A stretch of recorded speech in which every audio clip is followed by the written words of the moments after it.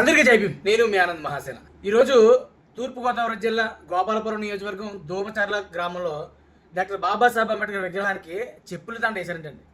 మరి అలా ఎవరైతే వేసారో ఆ నా కొడుకులకి మేము ఒకటే చెప్తున్నాం, మీకు ఏమన్నా దమ్ము ధైర్యం ఉంటే పట్ట పగలే వచ్చి వెయ్యండి. అంతేగాని ఎవడో దొంగోడుకులాగా ఏదో పిరికి ఎదవలాగా వచ్చి ఆయన్ని అవమానించాం, మేము ఇలా చెప్పులు దండ వేసామని సంకలు గుద్దుకునే ఎదవలకి ఒకసారి ఆయన ఇచ్చిన హక్కులు కూడా మీరు తెలుసుకున్నారే. మీరు ఈరోజు భారతదేశంలో ఎంత స్వేచ్ఛగా బ్రతుకుతున్నారంటే ఆయన ఇచ్చిన హక్కు ద్వారానే.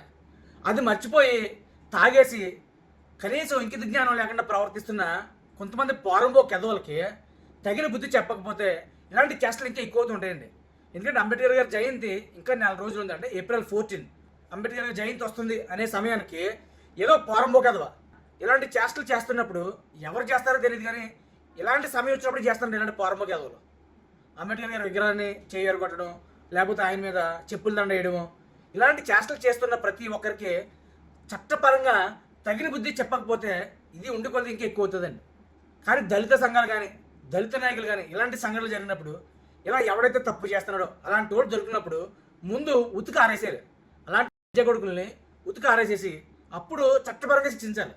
లేదంటే ప్రతి ఒక్కడికి కేసు ఆడతారు, కేసు ఆడితే బయటకు వస్తాం అనే అహంకారం పెరిగిపోయిందండి.